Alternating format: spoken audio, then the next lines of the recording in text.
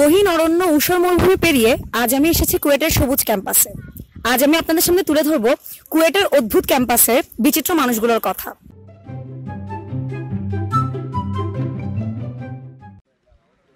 আপনারা দেখতে পাচ্ছেন আমার পিছনে বসে আছে বাবরি চুলের এক শিশু এবং তার পাশে হ্যাঙ্গারে ঝুলানো শার্ট। চলুন দেখে আসি তাদের কি অবস্থা।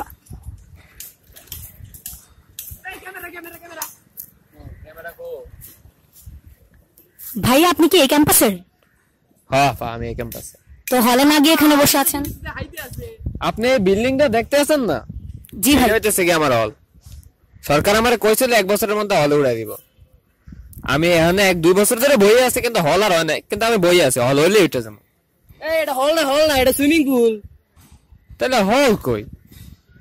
আমার মিছা কথা কইছে।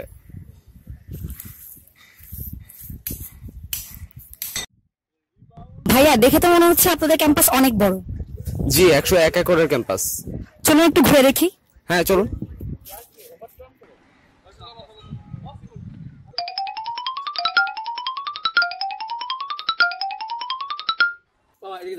এদিকে যাওয়া নিষেধ, এদিকে যাওয়া যাবে না, এদিকে আবাসিক এলাকা তো ট্রেন যাওয়া নিষেধ। আপনাকে আপনি মাইন্ড করেন না, যাওয়া নিষেধ। এদিকে সরি আপু, এই জায়গায় যাওয়া যাবে না, জায়গাটা রেস্ট্রিক্টেড।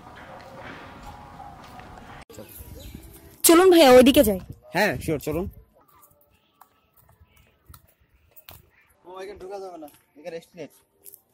এখানেও ঢোকা যাবে না?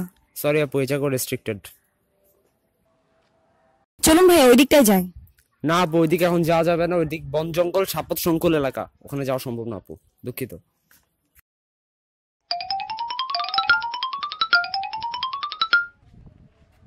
ভাইয়া, কি হলো? আপু, এই জায়গায় হল, রোকেয়া হল এটা। দেখে তো দুর্গ লাগে। জি আপু, দুর্গ, কিন্তু এটা হাফ রেস্ট্রিক্টেড আপু। এখানে যাওয়া যায় না? আর না আপু।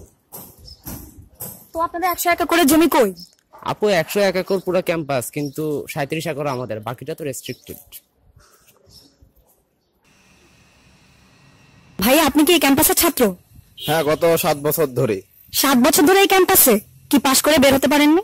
গত 6-7 বছর ধরেই তীব্র লগ, এমন লগ যে লগের আমি বাড়াতে পারছি না।